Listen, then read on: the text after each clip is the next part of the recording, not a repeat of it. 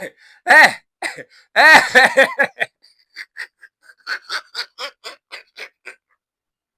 eh, Hansi Flick and Barca. Is this the highline? Eh, is this the highline? This is the highline you are going to play against Chelsea. This highline. I swear, by this time, Pedri Neto and Garnacho, they will be licking their lips. Then this is a free chop against Sevilla, come on Sevilla. This highline, this. You play them against PSG. Look at what happened. And you'll be going to the bridge against Chelsea. Bro, we there. We know they want to talk plenty. Hey, Sevilla beat Barcelona by 4-1. What a day. What a day. So unexpected. Right? Even with some of Barcelona's players out, Sevilla shouldn't be a team that should be beating Barca by 4-1. Bro, okay. Anyway, we are here. But then don't make a mistake for Chelsea to beat you. The way we will press your necks. You are cooked, bro.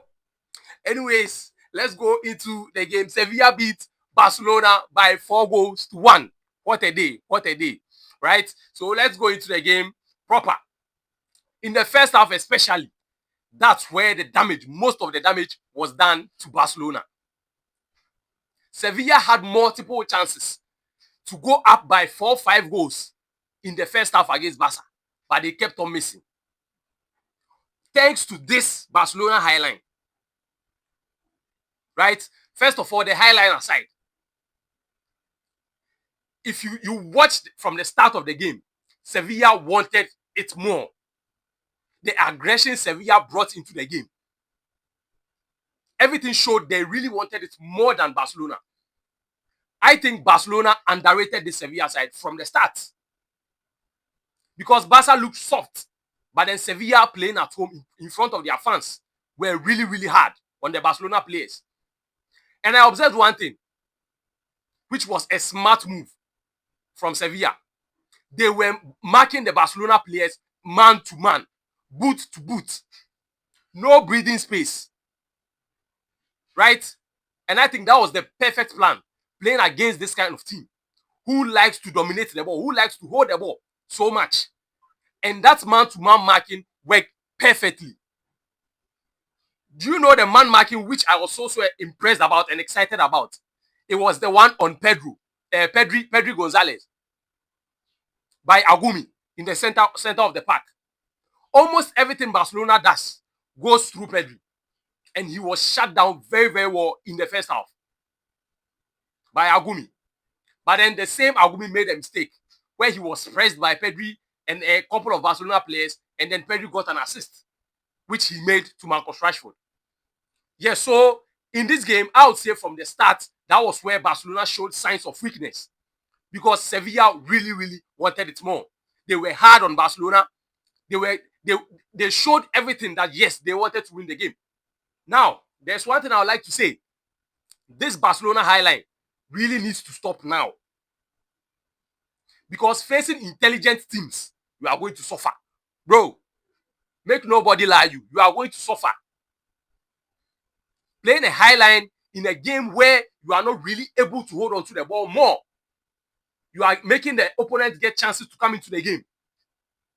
If you really want to play a highline, it means you have to really be controlling the game. And secondly, you have to have very quick center backs. Look at this Barcelona backline. How many quick center players do they have back there? Right? If you look at that Barcelona backline, it's only Balde that I can say is very quick. From Koundé to Garcia to Kubasi, nobody is that quick. So playing against intelligent teams, you are going to suffer. We saw it against PSG. They really suffered. Look at this game versus Sevilla. It was very, very poor. It was an eyesore. Yeah, so I think this Barcelona highline, it has to be stopped before it gets to that Chelsea game. I'm telling you. I'm telling you on record here. You can mark my words. If this is how Barcelona wants to play against Chelsea, Garnacho and Pedri Neto alone will be enough for that match. Yeah, so I think with the way Barca are playing currently, it doesn't suit the kind of team, the kind of pedigree that they have, because Sevilla shouldn't be beating Barcelona by that margin, right? So let's go. Coming into the second half, I think in the second half, Barcelona came into the game. They started controlling the game, right? What made Barcelona control the game? Being man-marked, they were now making quick passes and then quick movements. Quick passes, intelligent movements to eliminate the opponent, and it really worked. Barcelona started creating chances. But what happened? They were missing all those chances. Lewandowski had an opportunity to bring Barca into the game. He missed the penalty.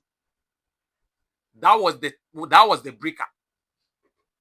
Had Lewandowski scored that penalty, I strongly believe Barcelona would have tried to win the game. But then he missed. And then from there, the floodgates reopened. After that penalty miss, Barcelona got broken. Everything looked in shambles. All positions. Sevilla were just running through midfield, threading passes into the Barcelona backline.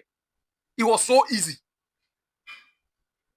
Right? So I am thinking, Barcelona, if they really want to continue with this high line, then there's a lot of things they have to correct in their setup. Because teams are beginning to unlock this backline thing, this high line thing. People are unlocking it. Right? Even games against Rayo Vallecano, I watched that game personally. They should have beaten Barcelona. Right? Levante, they should have beaten Barcelona. Even Levante, they should have beaten Barcelona. Right? So I think if Barca really wants to continue with this, there's a whole lot of work to be done. Yes, so Barca lost against Sevilla by 4-1. Advantage Real Madrid. Advantage Real Madrid as Barcelona lose to Sevilla by 4-1. Yes, Barcelona and Real Madrid are now on top of the La Liga table, leading Barcelona by 2 clear points. Yes, Real Madrid looked to bounce back after that heavy defeat against Atletico Madrid by 5-2. Yes, and then I think they really had it.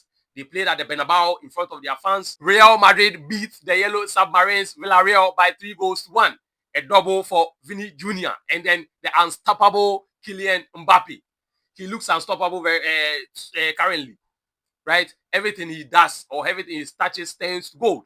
Yes, Real Madrid got the advantage. They got their goals. Villarreal tried coming back in, but then they got red carded, and then Real Madrid took advantage. Yes, so now Real Madrid are on top of the table. What next for Real Madrid? Are they going to keep this momentum? Are they going to still keep this position for the long run?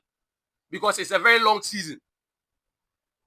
And from the way things are going, the ups and downs this season look many. Right? So I am just having a feeling that the tie is really going to be decided on Clásicos. Right? On the 2 Clásicos. That's where this league title is going to be decided. Right? And on the side of Real Madrid, if they really want to win this season's La Liga, then they have to be beating Barcelona. Barcelona beat them home, away, and far away last season. They beat them everywhere. And I have a point to make, because if Real Madrid are really able to organize themselves well with the way Barcelona are playing, with this highline thing, they can easily beat Barcelona. Because last season, Kylian Mbappe scored a couple of goals against this Barcelona side, which were deemed offside. So if he, with the kind of form that he's in now, calculates his runs very well against this Barcelona backline, it's going to be a disaster for Barca. Because Kylian Mbappe is in top form. Yes, so I think if Real Madrid really wants to win this La Liga title, they really have to be beating Barcelona with the kind of shaky form they are in. So Real Madrid are 2 points off Barcelona on the league table.